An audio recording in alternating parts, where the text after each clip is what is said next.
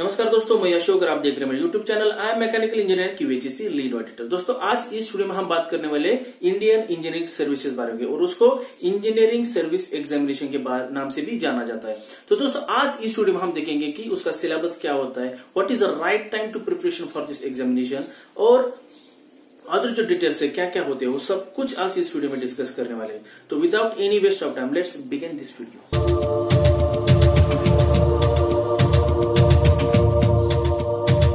Okay, तो जैसे मैंने बताया कि इंडियन इंजीनियरिंग सर्विसेज जो एग्जामिनेशन है उसको IAS या EAC भी बोलते हैं। तो ये जो एग्जामिनेशन है यूपीएससी कंडक्ट करता है to recruit the officers from mechanical, electrical, electronics and telecommunication and civil branches to handle the technical functions in the government engineering.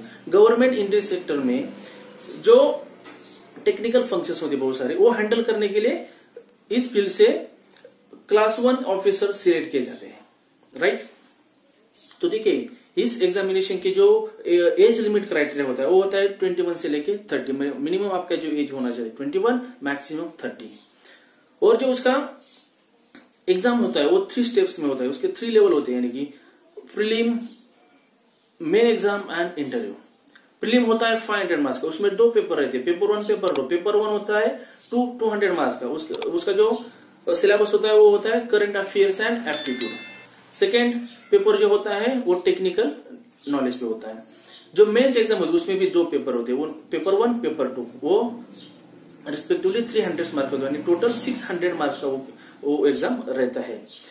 उसका जो सिलेबस होता है जो आपके इंजीनियरिंग जो सब्जेक्ट्स है, जैसे अगर आप मैकेनिकल इंजीनियर से हो तो आपका जो टॉम सॉम यानी कि strength of material, theory of machines, fluid mechanics, robotics और अदर जो सब्जेक्ट्स है उसका जो सब्जेक्ट जो बैकग्राउंड है उसके ऊपर क्वेश्चंस रहते हैं। और लास्ट होता है इंटरव्यू, यानी कि आपकी जो पर्सनैलिटी है वो उसको टेस्ट की जाती है। तो ये होता है लेवल ऑफ द एग्जामिनेशन। अभी देखिए जैसे मैंने बताया कि इसका जो सिलेबस होता है आपका इंजीनियरिंग का होता है, राइट। आप जिस भी फील्ड से हो उसका जो सिलेबस है वो होता है। अभी जो लोग हैं, कुछ लोग होते हैं जो इंजीनियरिंग के बाद इसका प्रिपरेशन स्टार्ट करते हैं। कुछ लोग करते हैं कि मैं जॉब करते करते इसका प्रिपरेशन करूंगा। कुछ लोग होते हैं वो बोलते हैं कि मैं जॉब नहीं करूंगा, खाली इसका जो प्रिपरेशन है वो करूंगा। अभी जो देखिए जो लोग जॉब करते करते भी करते वो सक्सेस हो जाते हैं, मैं बोलता सक्सेस नहीं, जो लोग पूरे फुल डेडिकेशन साथ करते हैं वो सक्सेस भी हो जाते हैं।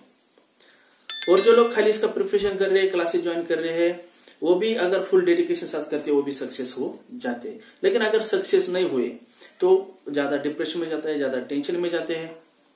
तो इसका राइट टाइम क्या है प्रिपरेशन के लिए? आप जब इंजीनियरिंग कर रहे हो, आप जब कौन से भी आप मानो कि आप अभी सेकंड ईयर में हो या थर्ड ईयर में हो और आपका जो टारगेट है फिक्स है कि आपको इंडियन इंजीनियरिंग सर्विसेज की जो प्रिपरेशन है वही करना है या उसी फील्ड में आपको जाना है, इसलिए आपका जो टारगेट है वो फिक्स होना बहुत जरूरी है। इंजीनियरिंग के बाद आप क्या करना चाहते हो? आप प्राइवेट सेक्टर में जाना चाहते हो या इस फील्ड में आना चाहते हो? अगर फिक्स है कि आपको IAS का ही करना है तो अभी से स्टार्ट करो। आप जिस ईयर में पढ़ रहे हो उसी की जो मानो कि फर्स्ट ईयर हो या थर्ड ईयर हो या सेकंड ईयर हो, अभी से स्टार्ट करो।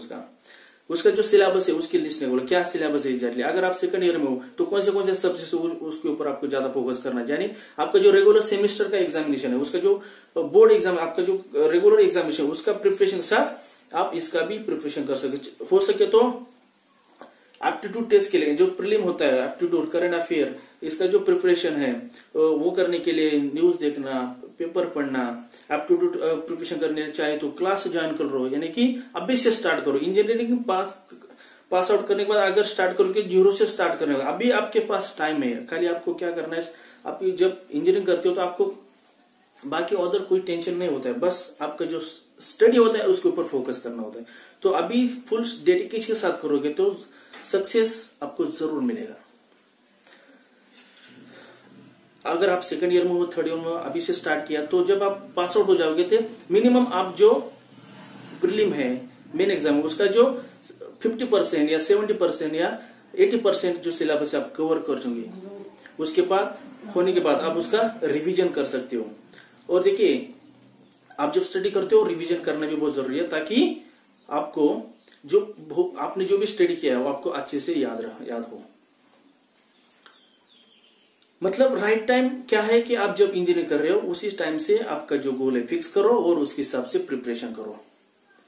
इंजीनियरिंग के बाद जो अगर आप चाहते हो जॉब करना है और जॉब करते मानो कि प्राइवेट सेक्टर ज्वाइन किया और प्राइवेट सेक्टर में आपको लगेगा अभी मुझे इधर अच्छा नहीं लग रहा है, इधर स्कोप नहीं है, और फिर आपने सोचा कि अभी मुझे इसका प्रिपरेशन करना है, आप कर पाओगे, लेकिन आपको ज्यादा प्रॉब्लम्स आएंगे, जैसे फाइनेंशियल प्रॉब्लम्स होंगे, घर वाले सपोर्ट नहीं करेंगे, अदर सोसाइटी इश्यूज, बहुत सारे इश्यूज होते हैं आप फेस करोगे, आप ज्यादा टेंशन में रहोगे, ज्यादा डिप्रेशन में रहोगे और ज्यादा कॉन्सेंट्रेट नहीं कर पाओगे। इसलिए बोल रहा हूं कि जब आप इंजीनियरिंग कर रहे हो तभी इसका जो प्रिपरेशन है वो प्रिपरेशन स्टार्ट करो, ताकि आपको जो सक्सेस है वो जल्दी मिले और आप आपकी जो लाइफ है वो उसको सेट कर सके। बस यही शेयर करना था कि what is the right time to start the preparation for this Indian engineering services. What is the right time? While complete the engineering. आपका जो रेगुलर स्टडी है उसके ऊपर ज्यादा डीपली स्टडी कर, जो पहले 2-3 साल के जो पेपर से वो निकालो, उसमें डूब जाओ, उसका प्रिफर्ड डिटेल में उसको पढ़ो, क्या एग्जैक्टली किस टाइप के क्वेश्चन आ जाते हैं, क्या सिलेबस है एग्जैक्टली, उसके हिसाब से आपका जो रेगुलर स्टडी है उसको करो और साथ में इसका भी प्रिपरेशन आप कर सकते हो। टाइम मैनेजमेंट करना पड़ेगा। मुझे पता है कि ये इतना डिफिकल्ट, आसान भी नहीं, डिफिकल्ट है। टाइम मैनेजमेंट कैसे करोगे? जैसे अगर रेगुलर क्लासेस होते हैं वो कैसे, ट्यूशंस होते हैं उसको भी जाना है, रेगुलर स्टडी भी करना है, आपको टाइम मैनेजमेंट करना पड़ेगा। अगर अभी करोगे ना तो जरूर सक्सेस हो जाओगे, बाद में करोगे ज्यादा प्रॉब्लम फेस करने पड़ेंगे।